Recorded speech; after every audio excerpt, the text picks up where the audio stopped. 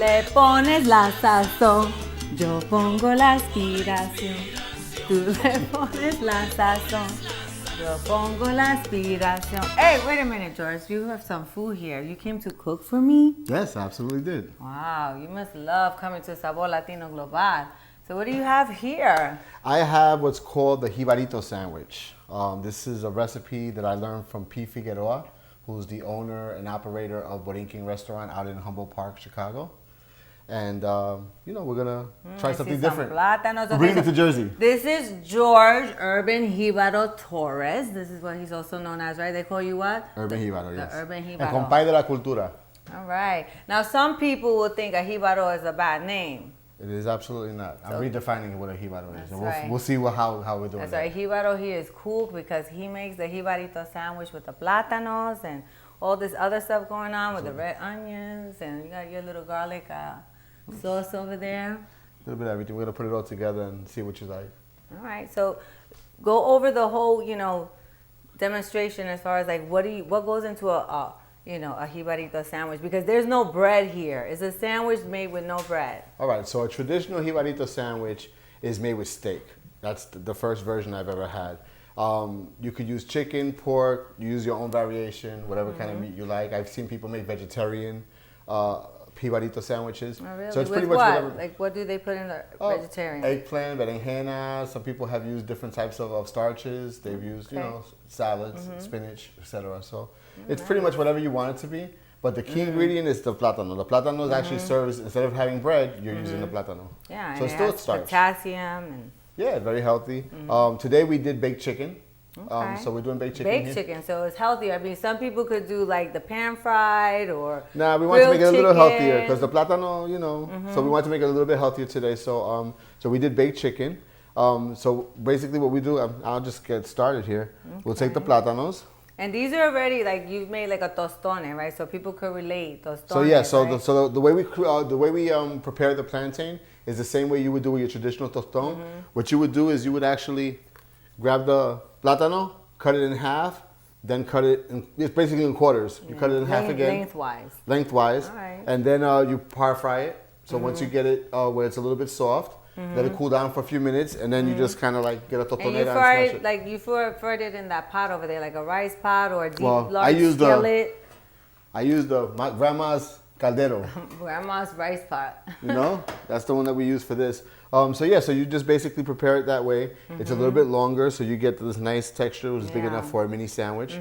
I've seen people do the whole length to make a really big sandwich. Like a hero. In the restaurants, you will see they most likely will make a really big one. So this your main ingredient right here. Green plantains. So you prepare your chicken, you spice it up however you want. In this particular case, I used Monica's Sabor Global sofrito. That's right. All right. Coming soon. And we did something very unique. Normally we create a garlic mayo, and the garlic mayo is just basically to give it a little zap. Like that, right? It smells good. So the garlic mayo, we got a lot happening in there. Yeah, so we have a garlic mayo that we normally make. Put a little lemon in it sometimes. Today what I did was the sofrito was so good, I was so inspired, that I actually put a tablespoon of sofrito inside of the mayonnaise to make it a little bit. That's the first time I ever heard of anyone putting sofrito in a garlic mayo sauce. That's why I'm the compay de la cultura. I So do what I do. You heard that here. Okay, so we created the garlic mayonnaise, and you put it together the way you put together any sandwich. So you take the chicken, put a nice big piece of chicken here. Yeah, don't be, be very generous. Okay, all right. I'm hungry. That's okay. You take that. Take the garlic mayo. Well, you got to be able to handle the sandwich, so. I can handle it. You can handle it? I'm Puerto Rican. We have hearty appetites. I'll work it off on the dance floor. Red onion? Oh, yeah, because they taste better. We can do the red onion. So now some people, people like their sandwiches differently. Don't be shy. You're going to eat it too. Okay. We're all going to smell like onion here and garlic, so it's all good. So you could basically season it however you want, lettuce and tomato. Some people like to use some really hot spice sauce. So we have Adina green sauce here. We also have the Heartbreaking Dawns, which is, I guess, a local brand. Yeah, this is the particular apricot Trinidadian scorpion hot sauce for those of you with a palate for heat. Fuego is what it's called for me anyway. I'm not really into spices, but that's an acquired taste. Then you grab your tomato and your lettuce. I'm ready to dig into that. You like Now, that, do you right? have to hold it together with toothpicks when you serve it? You know what? If you're serving it for like a party, then if you're making smaller ones, toothpicks are very important because you want everything to stay together. But I on the don't plate. need a toothpick. I mean, I'm ready to listen, eat it it's now. within arm's length. You're gonna eat it now, so here you go. Okay, but I'm not gonna look at it. how about you make one for you, and then want me we to eat make it one too? together. All right, Unless so- you want to cut it in half. I'll make another one real quick. So you got the plátanos going on, the red onion, tomatoes, the romaine lettuce, but any lettuce will do. And the same goes for the tomatoes, but here we use the beefsteak tomatoes. I also like using American cheese for mine. What happened to the American cheese? Well, I wasn't sure. You know, some people are lactose intolerant, so I'm making a. That's a good point. I'm But you making- could use, I'm American making a generic version. cheese. We have American cheese in the nevera, I'm sure. So Well, you could go get agarramos it. un poquito ya mismo. So here we go. Oh, Okay. I forgot my red onion. All right. And how about a little heat? I'll be the dairy one. How about that? Go for it. Um, Better you than me. Just a little dab, right? I heard that the green one is lighter. So what I'm going to do is I'm just going to taste a little here. Just to, let me see. I think I'll go with the green one. Singer. We'll leave that to my husband. Yeah. He knows who he is. All right, this So you're one's a gonna little try this? milder. Yeah. Is that right there? I'm being the dairy one here because typically this is not in the recipe, right? I know. I mean, the recipe is My whatever friend you is want. going to be happy that I'm trying her green sauce. Okay. So the thing here is that, you know what? This is a remix version of what. Come on, come on, come on. Let's Okay, eat. you don't want to know? Okay, está bien. This is a remix version of what? Well, in Colombia, they make something called patacón. Okay. And nobody really knows where the Jibarito sandwich really came from. Okay. So it's very possible that the patacón is the predecessor to this, but it's a remix Okay. version, and Chicago has its own way of doing it. In Aguada, Puerto Rico, there's Okay. a place called Plátano Loco that also makes a different version. Come. But patacones is also known as tostones too, right? Plátano Loco is a restaurant. Colombia. And patacón, it's the same Okay. premise, but different types of meats. I know you want some. This is really good. I never would have thought about making a sandwich like this. And you know what? It's healthy. You have the baked chicken, lettuce, tomato, onion, the plátanos. Yeah, you fry them a little canola oil. You dry them with a paper towel, and I think that we're gonna make this a staple appetizer from now on. And you're gonna make it. Oh, me? You're invited to my parties. There you go. There you go. We put You heard it everybody here to first. work. I guess I'm the official Sabor Global, Sabor Latino Global chef, right? That's right. And he had a sous chef helping him named Vanessa. Vanessa Acevedo. That's right. So thank you, Vanessa. Come on here, say hi. I think she wants you to make her one first. She's probably gonna take mine. Hi, Vanessa. So Vanessa's part of the Capicu family. And the Capicu, talk about that. Excuse me. Talk about Capicu. While you do that, I'm taking a bite. She doesn't care. She's taking my sandwich. It's all good. So Capicu is basically a cultural collective that we started this month. It'll be 8 years in Brooklyn. That went all right. And the cultural collective is basically a collective of artists, poets. We do visual art. We do special showcases that actually showcase art in Brooklyn, in the Williamsburg section of Brooklyn. We've gone citywide. Enjoying that, aren't you? We've gone citywide, and we've done things out of state as well. We've done college tours. And we recently just opened up the, which Vanessa's a part of, the Capicu School of Poetic Arts. We're incubating at Boricua College. And what we're Boricua doing there College. is we're offering MFA level writing classes, performance poetry classes, and other services Okay, as well. MFA. A Masters of Fine Arts, in other Okay, words. Masters of That, Fine that Arts. level of arts class Wow. so that we could provide people in the community with an affordable option to get into the Nice. arts. Nice. And I know that you do a lot of other work. You have people that they specialize in grant writing, right? They help the folks that are looking for grants and scholarships so that they can get these opportunities and go to school and, you know, be able to develop their talent. So my original company is Sofrito Media Group. And I started that 18 years ago with a website called Sofrito for And Your you can Soul. sell my sofrito, you know. We started a website called Sofrito for Your Soul, and Sofrito for Your Soul is basically one of the oldest Latino websites on the web. Sofritoforyoursoul.com? Correct. Okay. And then we just kind of grew out of that. You know, people started coming to me and wanting me to develop websites for them. They wanted us to help them with marketing. So we kind of grew into a multimedia marketing company. I'm gonna finish this after, okay? And then today part of our services are social media. We provide social media services to brands, business to business. We have the Capicú Collective, we have the school, and then we also provide event management services. So we're a full range, event company. You wear many hats. Yeah, definitely. It's been a great ride. She's like, yes, he does. He's my mentor. Absolutely. He's my mentor too. So she also helps me produce the Radio Capicú show, which is the first Latino talk show on the web. Okay, and where do they tune into that? Well, the best thing to do is go to sofritoforyoursoul.com. On sofritoforyoursoul.com, you'll find a link to the radio show that's housed on Block Talk Radio. Okay. And we talk about community issues. We talk about things that our community is hurting in a lot of ways right now. And we need to heal.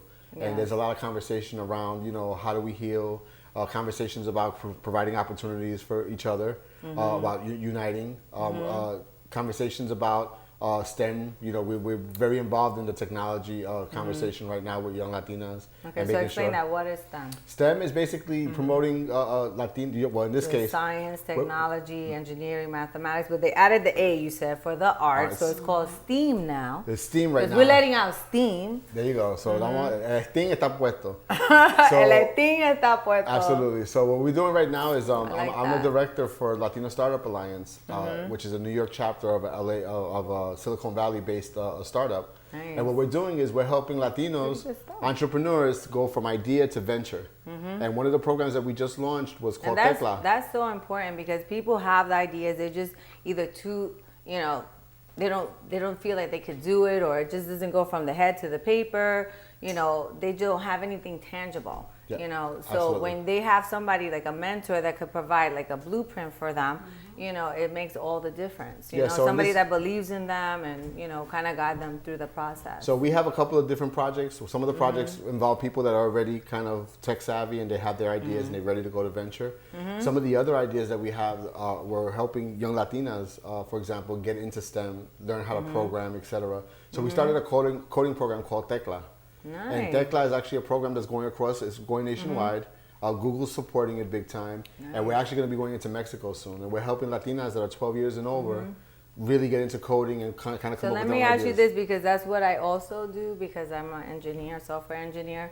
If I were to want to get into that and mentor a young person today, one of the youth, do you have that in the tri-state? Absolutely. One of the organizations, because I know a lot of people that would be interested in one of the organizations that we partnered with that helped us get into the space of helping mentoring young Latinas was Black Girls Code. So I know they have a lot of volunteer opportunities available. The best thing to do is go to LatinoStartupAlliance.org. LatinoStartupAlliance.org.